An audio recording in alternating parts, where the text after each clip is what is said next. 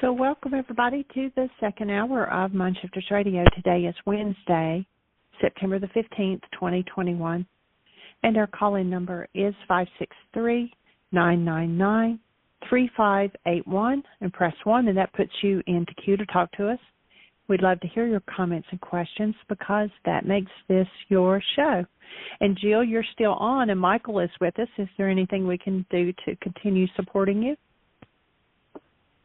I feel like I have arrived in a much calmer place, so I think I can mute myself and just listen, but thank you.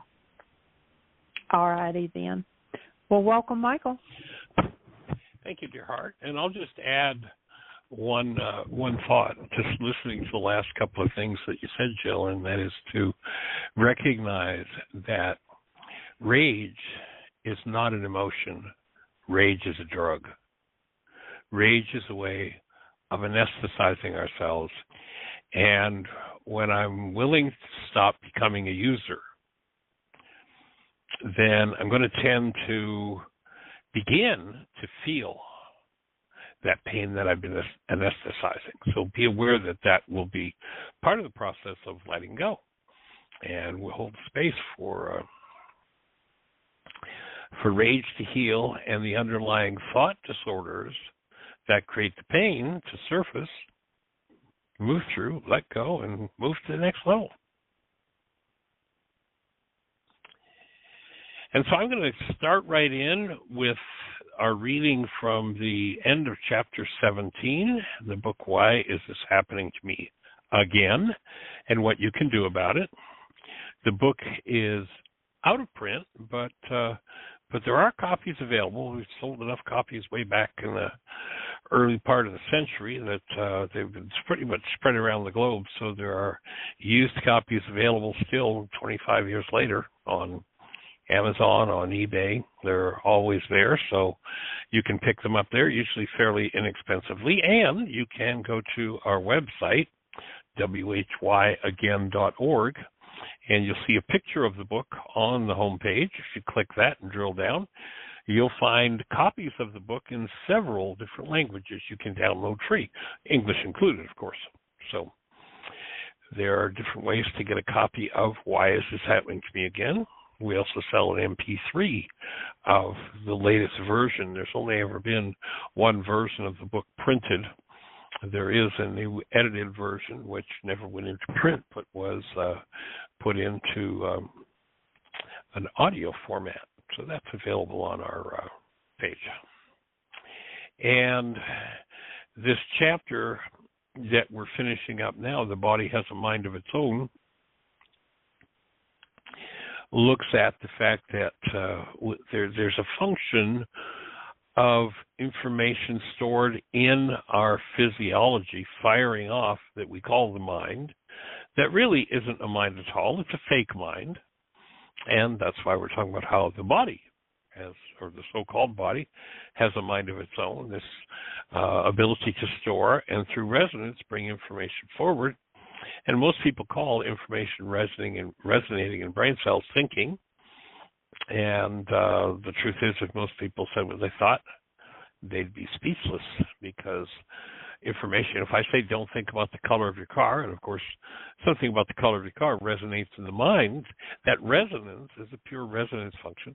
It's got nothing to do with reason or thinking. It's just the firing off of information stored in the so-called body's mind.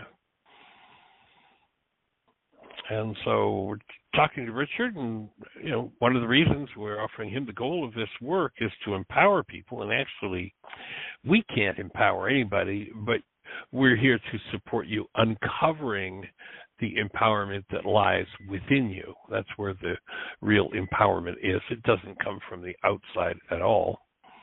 So that's misspoken slightly there, the way that I wrote it 25 or so years ago. But to uncover the empowerment in people, to become conscious of everything in their lives. People who are not conscious operators of their own minds can be programmed by others to react with any reality in response to any situation. When it comes to deciding whether or not to do your work, Richard, what else is there to do? Once you see that your whole life flows from your inner dynamics, how else can you proceed but to commit yourself to move forward?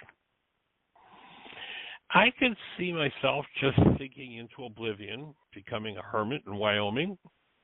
I could just quit. True, but that would say to me that you didn't really hear or develop enough brain cells to see that there's something you can do about your life and about your world. It is not unusual for me to hear from people who attend one of my workshops 10 or 15 years ago. They often tell me they thought I was nuts back then, but a phrase or an idea stuck with them. Then they saw examples of that idea often enough that things finally clicked. They decided they had to know more about the principles of the work. It's like a parable of the parable of the sowing of the seeds. Even if one does not do his or her mind gardening, sooner or later, these ideas take a hold sufficiently to form sensible realities in the mind. This work is innate knowledge for people. I'm not teaching them anything they don't already know. It's just a matter of the inner truth breaking through the layers of insane realities that have been accepted by the mind. And of course, we could say not only accepted by the mind, but accepted in the genes. You know, these ideas based in hostility or fear become generational patterns structured into the mind over many, many, many generations. And that's why it will often take a significant amount of work to break through any given one of them. Once you clean up the twisted ideas and clean out the corrupted files, this work becomes natural.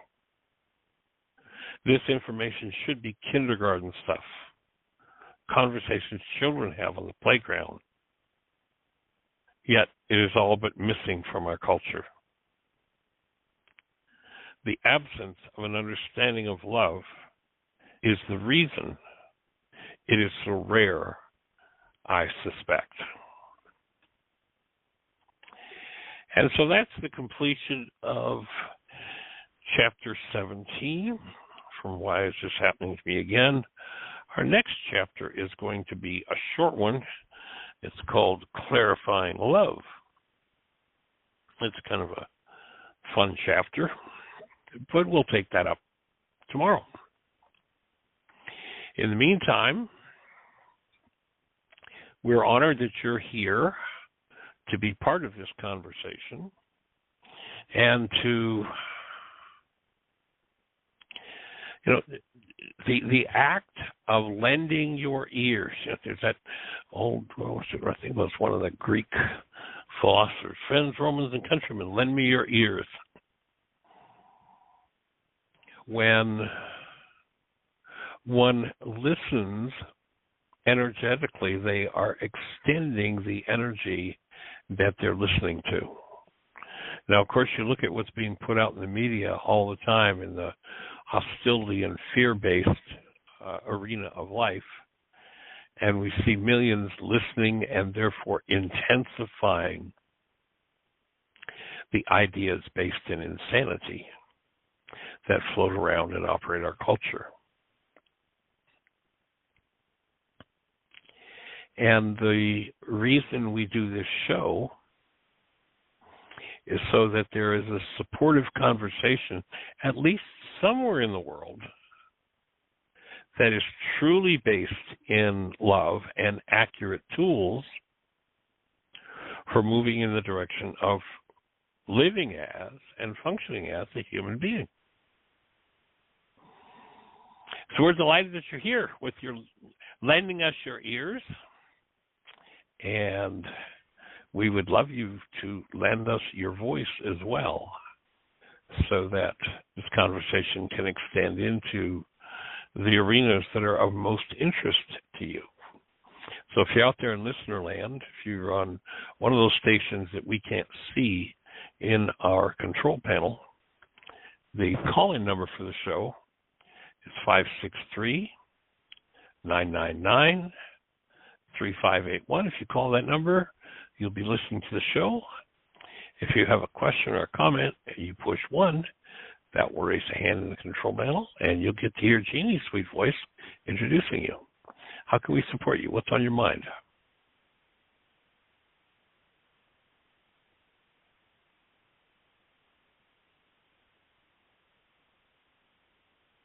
Well, Miss Jeannie, do we have anybody out there in the phone queue with a hand up? We do. And it's area code 484. Is this Ellen? Yes, it is. Hello, well, welcome, young lady. How are you? I'm fine. Something. I guess it was the title of the chapter that you're reading from. That really resonates with me. I think you said it was called the mind of the body. The body has a mind of its own. Yes. Mm-hmm. Yeah. Because I happen to be reading a book right now called The Mind of the Cells. And it's a fascinating Sounds book. Right on. Yeah. And actually it resonates in another way with me too. Back in 1998, I was led to do this to get involved with this type of healing work. I had never been involved in anything like this before, but suddenly it just came into my life and I just jumped on board. And that work was all about rewriting the programming in the DNA. And the teacher, it was just one woman who brought all this information through and the whole technique through. She claimed that what the scientists refer to as junk DNA is really filled with all the records, of all of our experiences. It's all the programming, all the conditioning that everyone has gone through, and it's just passed down. I'm in full agreement with that. There's no junk DNA. It's all there for a purpose. And this, one single human form, you could take literally every giant Cray supercomputer in the world, wire them all together, and you wouldn't have the capacity of one single form. And my take is that in our DNA is the record of literally everything that has ever happened within our structure. And if through resonance, something out of, someone's life 10 generations back in our bloodline is resonated, that pops up and becomes part of what we call the body's thoughts, the mind of the body's thinking. And, usually they're the things that are connected to hostility and fear, or oftentimes, and leave us, lost in thought disorders that simply need to be forgiven. Ultimately, as I see it, if you look at what the cell biologists are saying today, when we think of thought, that thought becomes a neuropeptide, an actual molecule within the body, and it circulates around in the structure until it finds a cell with a receptor site that matches. It lands on the receptor site, and the cell biologists are saying that the cell then replicates that thought. My take is a little different. I don't believe the cell replicates the thought at all, but when the neuropeptide lands on the antenna, the receptor site on the cell, simultaneously inserts itself inside of the cell.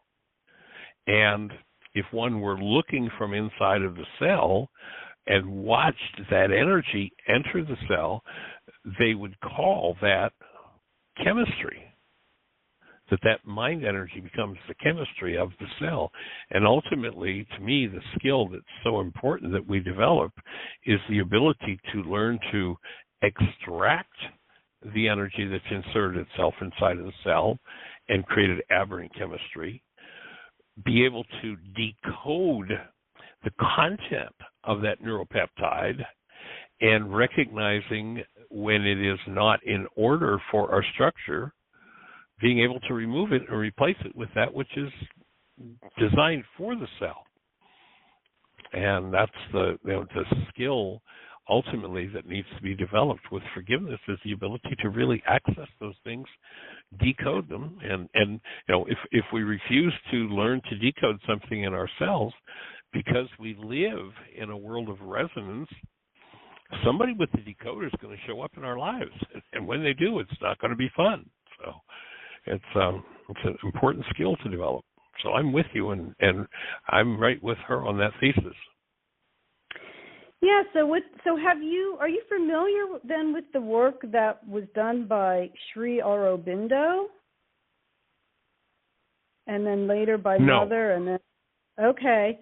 Well, the book that I'm reading now, The Mind of the Cells, was written by a man called Satprem, but he was the confidant of Mother, and she was the partner of Sri Aurobindo. So Sri Aurobindo started this work where he decided, and he had been to, all the heights of consciousness, the blissful, wonderful states, and he realized that this is not it, that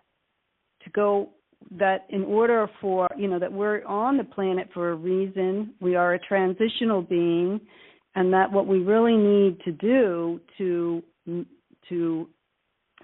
transition into a new state of being is to go down into the body, into the consciousness of the cells, and work with what's in there.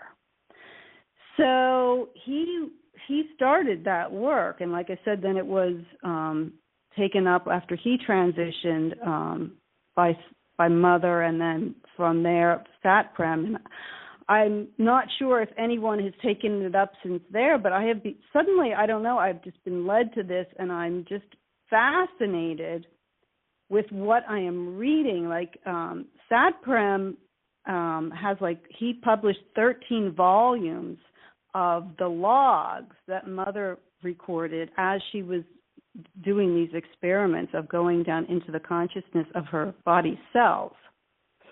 And it's absolutely fascinating to read. And she talks about having to deal with, all that programming, all that conditioning, and going through and working through all that, and then getting to what, she says is what you find in the heights is also what is found in the depths. And finally breaking through to that, but within physicality. So like her body, when she would get to that place, would become like the earth itself, and she would simultaneously be everywhere on the earth at the same time. She said there was no time there. So I was just curious as to if you were familiar with the work that they had been doing, because they said this is the way to becoming the new species on the planet, is finding, going down into the cells, because it has to happen through the body. And it has to be incarnated here in form. Exactly. I'm in full agreement with that. Was there a specific tool? Like for me, the only place I've seen technology that really empowers people to access that hidden content in the cell, in the DNA, is the first century Aramaic forgiveness process. Was there a specific how-to that she describes, that she talks about for achieving these states? I haven't gotten to that. Well, I don't have that those volumes of, the book. I just started reading another book by him, and it says in there that at the very beginning that, the path that was blazed by them is in Mother's agenda, because that contains all of her logs. It's, like I said, 13 volumes. I have not looked at that to see, well, how exactly did they make that descent into the mind of the cells? So that I do not know, but I'm anxious to find out, because I feel like, wow, I want to take that up. That is what is really calling to me right now. And so, like I said, when I came on today and I heard you mention the title of the chapter, I was just like, oh, this is right in line with like where I feel like I'm being drawn.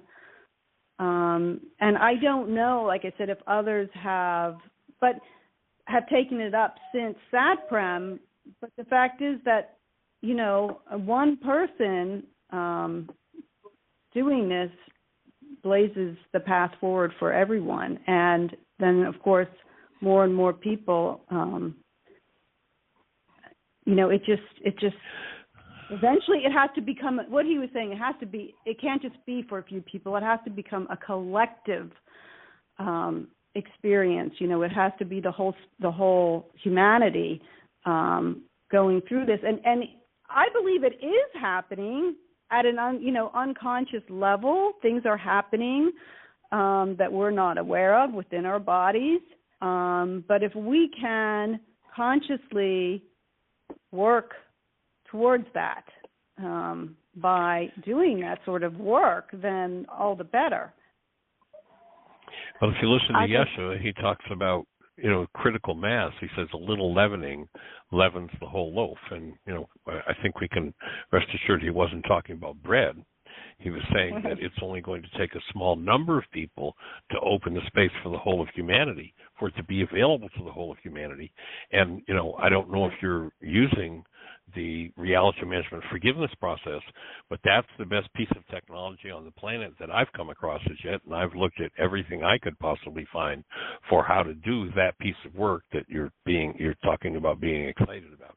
That's the way to access deeper and deeper layers of what's being held in the cell, to face and to clean out what doesn't belong. The technology is just awesome. Yeah, and I have had some experience with it, and yet I find that unless, you know, something comes up in my life that gets me upset, I'm not really drawn to doing it. So the thought that this was what they devoted their lives to. This was, you know, that was it. You know, they spent all their time going on this journey down into the depths of themselves. And so I am really anxious to do what you just asked about, is find out, well, exactly how did they do this? Because it does seem... Oh, sure. I just looked up to make sure I was spelling his name right for the notes. And it sounds like he was right along with Gandhi. He was doing writings and articles and things about the British rule in India and everything, and he was put in prison. And it said when he came out of prison that he had been given the insight, and he left the politics and that end and went strictly into spiritual work and developed a practice that he called integral yoga. And the central theme of it is the vision of the evolution of human life in the divine body, and transforming the human nature and enabling to having a divine life on earth. And it mentions the lady that's referred to as Mother, but it's integral, INTEGRAL, integral yoga. Yeah. Well, yes, we've traveled a path that gives us the technology for exactly how to do it. And, you know, you might want to look at other places that you might begin to apply forgiveness to your life, other than, you know, just the situations where there's upset, and see what that opens, what that moves in you, because I have not found anywhere that even comes close to moving those unconscious patterns faster, more profoundly than Yeshua's forgiveness work. Yeah, I know one of the things that Mother did, because it was some of her log notes are in the book I'm reading now. She brought in a mantra, which she repeated constantly when she would go down, like, into herself. And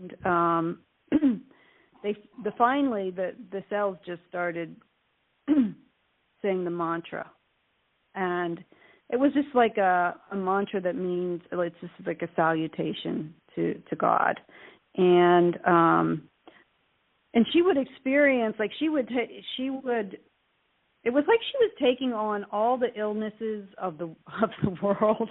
I mean, and she would know someone that suddenly, they had this physical ailment, and the next thing she knew, she would be working on that in her own body, and then she would reach that part where it was just pure love, and it would just be gone, and she felt like she was literally like annulling all the different diseases and that we have created through our, I guess we're going to call it, misthinking in this world. Right. Well, you listen to the idea, and it sounds like an exact parallel to what you're saying. Here's Yeshua in the Garden of Gethsemane, and the way they talked about not really understanding at depth what it was he was doing. They talk about him taking on the sins of the world. Now, many people a lot of so-called Christianity has interpreted that as, he took on the suffering, he took on the pain, and as though it were his own. But in truth, my take was that he stood as in the space of willingness to be the conscious, active, present love that would transmute the hate, the fear, the rage, all of those energetic patterns that were at the root of all diseases. So it sounds like they're talking about exactly the same thing. And, again, the forgiveness process is the key to opening that and standing in and as that space where one is willing to transmute the errors held in our bodies, minds, thereby releasing the cell, so that the cell, there's an interesting line in the what's called the Lord's Prayer. It's not a prayer at all, but the instruction set that's been called the Lord's Prayer that can be properly translated. When we look at that, it is asking God, saying to the Creator, carve out a space in me for your wholeness. And what I hear you describing about Aurobindo is that he was working with carving out that space. That's exactly what Yeshua was about doing, and it's the forgiveness tool that is the carving tool for making the space for love to fully arrive, incarnate in this cellular structure, in this carbon-based memory system, and transmuting everything that's been inherited from the generations that never belonged. And it's all mind energy. If you go to the opening words in the book of John, it doesn't say in the beginning was the Word and the Word became flesh. It says in the beginning was the mind energy, and the mind energy became flesh.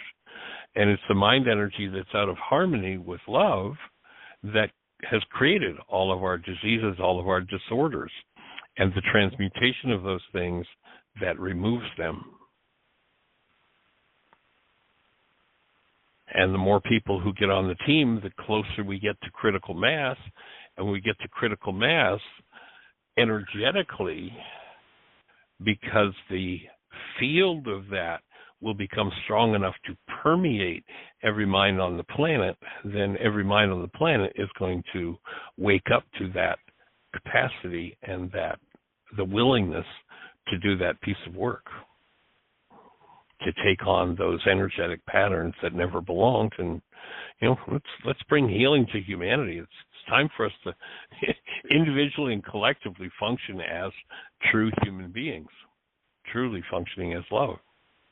Yeah. Well, it sounds like it is the exact same thing, because the fact that you described the forgiveness process as a canceling, I mean, that sounds exactly like how Mother describes in some of these logs that I've read about how when that light comes in, it just completely annuls whatever the issue was. It just, in an instant, it's Absolutely. just gone as if it never existed. Yep. That's it exactly. I can remember it goes back probably 30 years ago, and I'm looking at the previous 20 years of watching people do some just amazing healing and wondering, what was the key? What happened that, there were 30 people in the room, and one person went through this mega transformation, and something that literally up to that very instant had been a trauma, a pain, a dis-ease, physical, mental, emotional, relational, financial, in their world. What happened? What made the difference? And what became clear to me, what I realized was that two things had to occur for healing to happen. One, fully active, conscious, present love had to be in the space, provided by somebody. It might have been the person who was ill, or it might have been the facilitator. But somebody held literally an active space of present love. And when the error was allowed to surface, when it came out of hiding, when somebody had courage enough to open the veil of their temple and allow the dis-ease mind energy that was hidden to come forward, when those two met, there was a transmutation that took place of the disease and the disorder being exposed to the actual presence of love. And the actual presence of love not being somebody standing around saying, oh, I love you, I love you, I love you. That's got nothing to do with it. But that the state of created being of at least one person in the space was there, alive, awake, and present. And when the veil of the temple, when the barrier between the subconscious and the unconscious opened in the person who was ready to heal, then the dis-ease energy that occupied the internal space was able to come forward in the presence of that active love, and that's where the transmutation took place. That's where the healing took place. And to me, the genius of recognizing that our perceptual constructs are a product of or a result of, driven by a goal, and that in Aramaic the word forgive is shabag, or to cancel. To cancel that goal is to collapse that construct. And, I like to use the visualization of, everybody remembers the 9/11 towers going down and collapsing on their own footprint, into their own footprint.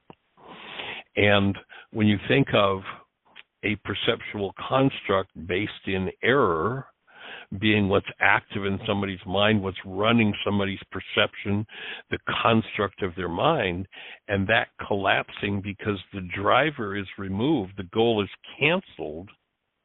When it collapses in on its root, its own footprint, at whatever level it is, whether it's back in, if it's me doing the worksheet, whether it's back into my early life or my childhood, or the life of my parents or their parents or their parents or their parents, wherever it was, that's the way to bring that aberrant mind energy forward in the presence of love, and that's where the transmutation takes place.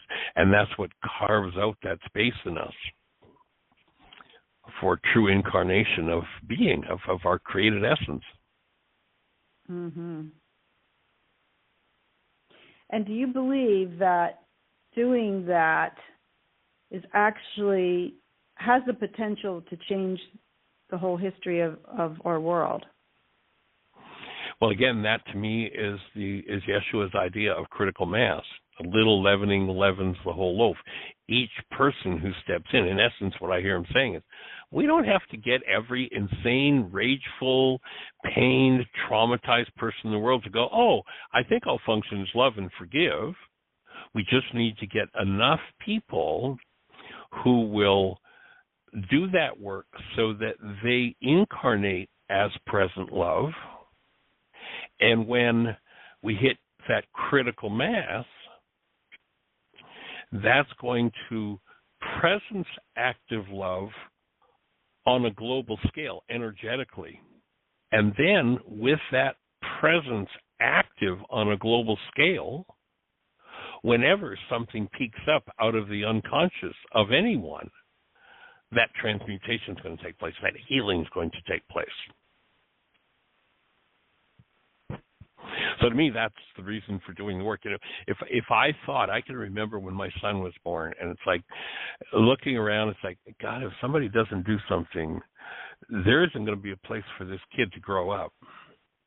And that's when I made the next level of commitment. That's over 40 years ago, and my son's 42 now. Just had a birthday, and that's when I made the commitment to take this to the next level and really make it available on a global scale. That's when I dropped my fee requirements, paid my own expenses, traveled free, because like something's got to bring about that critical mass shift. Mm-hmm.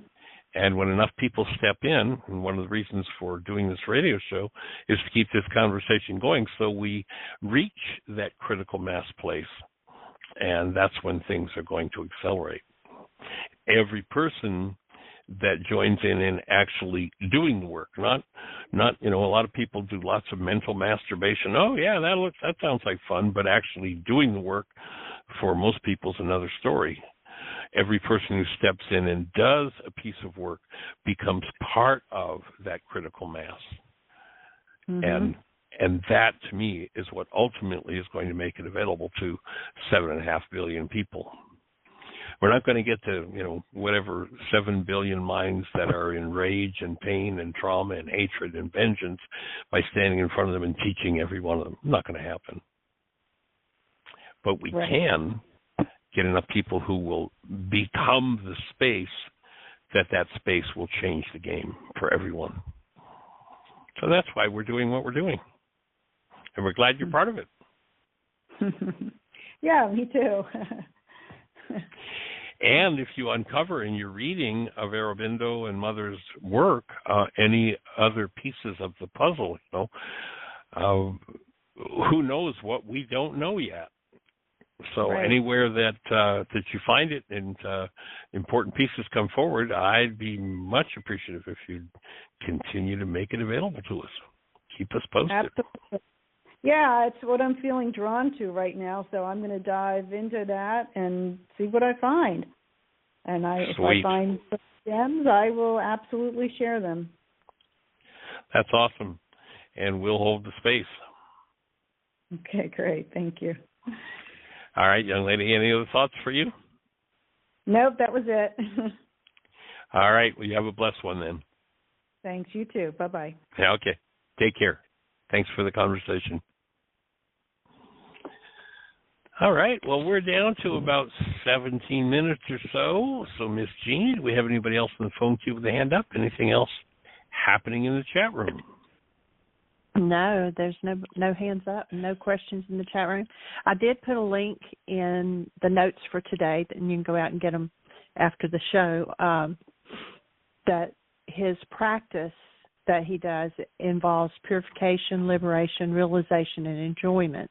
And there's a link to a website where he discusses the practice of getting to that point. So I've put that in the notes for today. Great. Awesome. So, counting the outro, we have 16 minutes. Oh, we had a hand just go up. I believe it's Miss Julie in Oregon. 541, you're on the air. Hi, yes, it's me. Hello. Hey, welcome, young lady. Yes, who was that you were talking to? She sounds familiar. It's a woman named Ellen who listens to the show often. Yeah, that was really fascinating. I'm glad she shared it. I'm glad all of this is taking place every moment. Well, I just,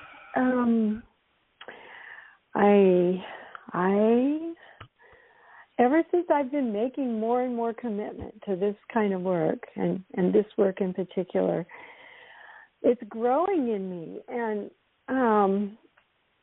this book that I want to write, and I'm acknowledging my desire that I've mentioned about energetic devotion. I'm tuning into guidance more and asking things like, how am I going to do this? How am I going to do this? You know, the small self. And I'm being told that the book will write itself through your energetic devotion. Just be the instrument, funny? make the commitment, be the space. Yeah, and just, you know, keep doing the work. And you know, like Ellen was talking about what's fascinating to her, and, you know, there could be something coming forth in her from her place of interest to offer to others who are ready to be touched by all this. You know, I encourage her to do that too, and you did too. And so we're just encouraging each other. I could confess something. Go for it, young lady. I love it. I was using the wrong energetic devotion the other day because I've let my energy lower into a place where I thought I never would ever do road rage again, and there it was coming up in me. And it wasn't just coming up in me and then I caught it and I changed my energy. This has been becoming habitual again in me for probably a period of a year now. So this time, you know, and I was just dismissing it because, oh, well, you know, I know better than that. I'll just have to not do that anymore, but then I would do it again. And it's all internal. I'm not hurting anyone, but I guess this one escalated, and maybe I'll keep this short instead of long, but basically I was projecting for sure onto a truck in front of me.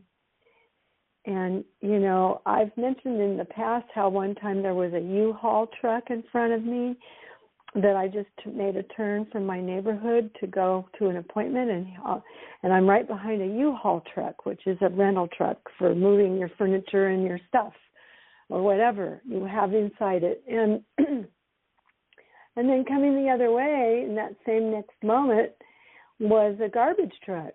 And so I had these two trucks in a split second in the same space with me, telling me the message that I'm hauling around my garbage.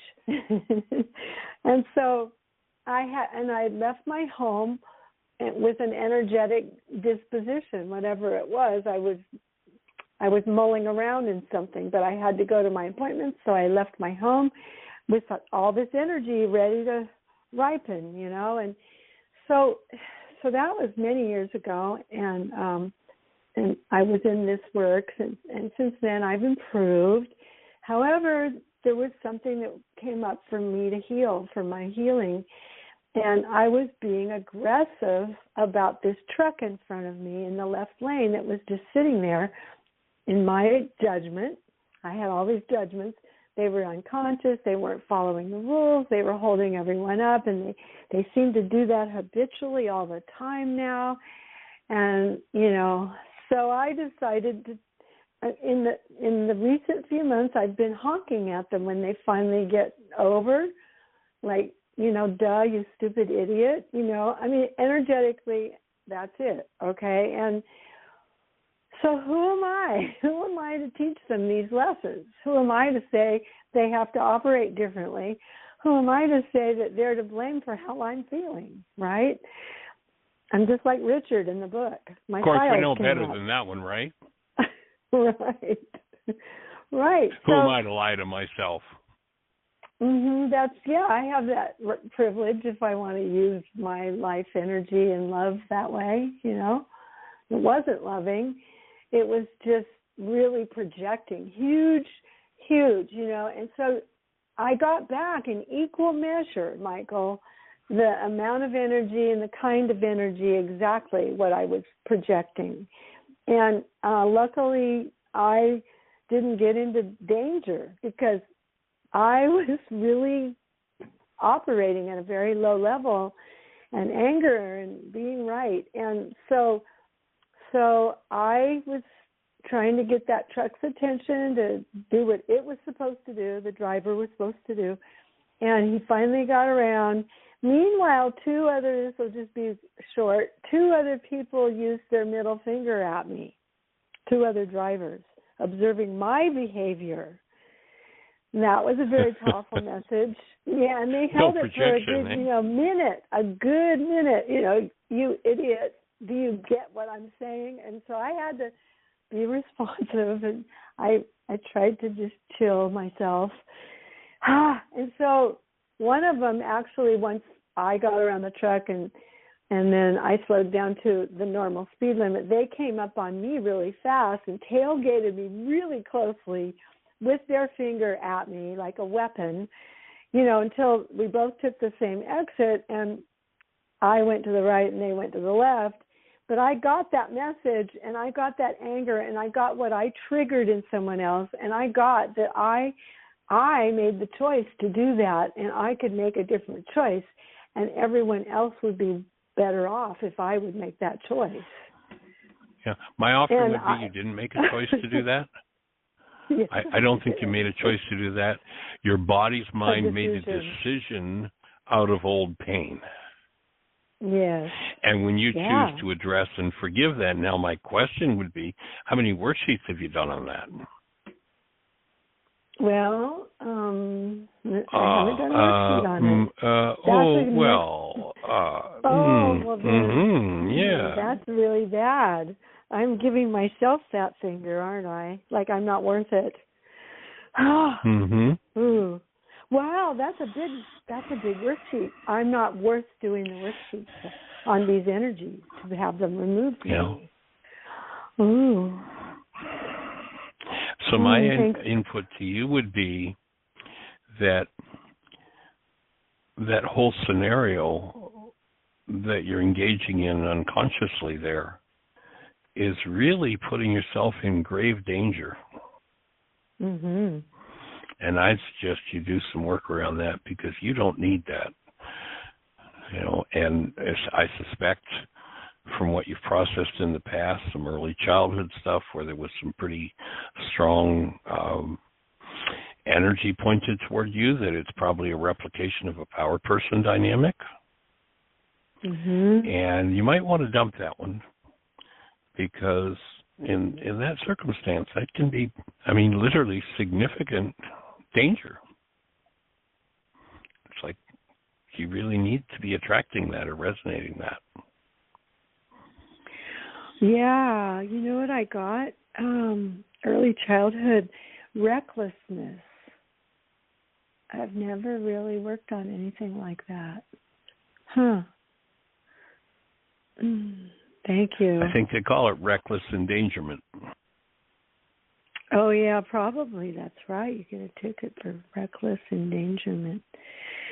Yeah. You deserve safe spaces. Yeah, wake-up call. Mm-hmm. You don't need to create that kind of situation to stimulate you doing the work you need to do to clear that early childhood stuff up. But I would suggest you really seriously do some work on it. And you just don't need to go there. Yeah. And I do. Wow. I just have to say. Breathing with you. What's happening with your breath? Pay attention. I'm just feeling like gratitude that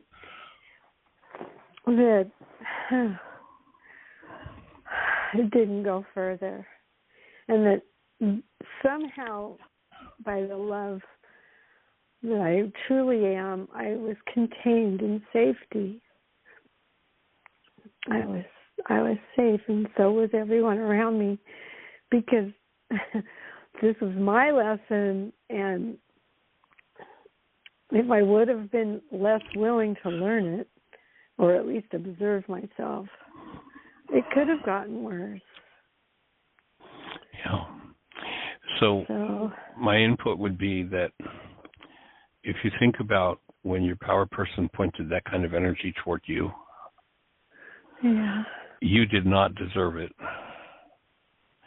And the automatic decision system kicks in when something unresolved like that is resonated, and we puke it on somebody else without asking ourselves the question, did they deserve it? And they don't deserve it any more than you did. And that's one of those things it's time to put good breath. That's one of those things it's time to put that type of behavior, that type of thinking, that type of rage to rest in our culture, because that's the kind of stuff that comes back and bites us. It really does, in equal measure. Yeah. And we have more control over what comes and bites us than we have been led to believe.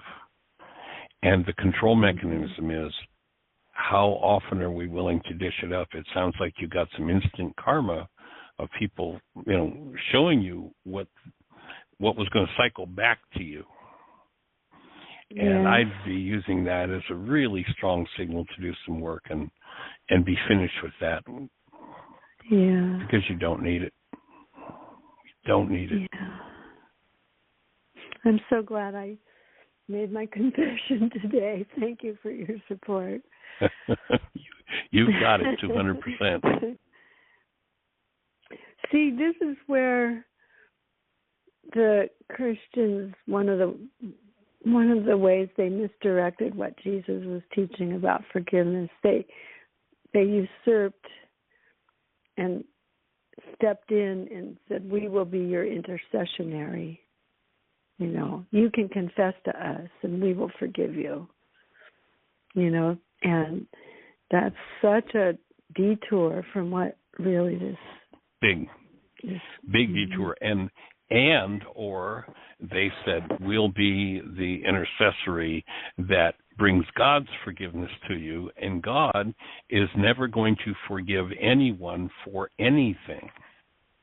It's never going to happen.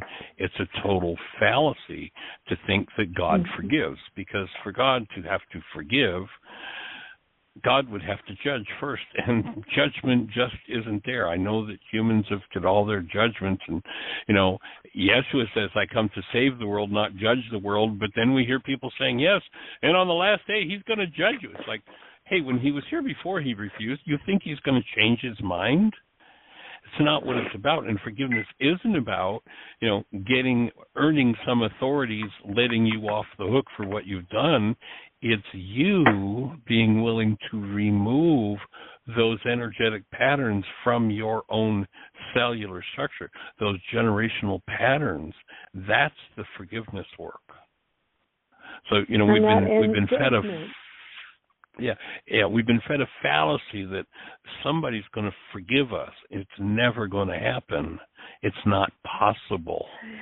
But we can engage in the tools of removal of what never belonged in our structure, and that's the forgiveness that's going to occur.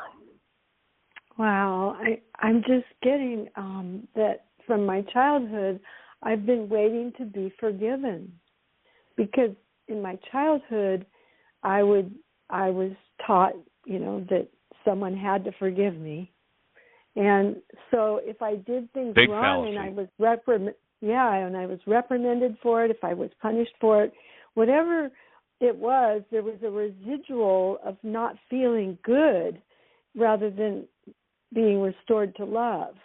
And so waiting my whole life to be forgiven, especially the closer I get to dying and going to heaven, all these programmings. And so now I'm so grateful that they're coming up for me to clear out. Yeah. And people don't die to go to heaven. You've got to live to go to heaven. And it's not some after place after the body collapses. It is here, it is now, it is within you, that space of absolute connectedness to love. And you don't get forgiven to go there. You choose to remove the energetic patterns that keep you in hell and pain and trauma, and therefore out of the state that's possible here and now within. Yeah. Yeah. Cool. Well, we're down to the last minute or so, so I'm going to just say we'll breathe with you and hold the space and let us know the results of what you uncover with the rest of the work you do around this issue. And everybody, create the best year yet of your eternal life. It's an awesome gift to give the world, and blessings.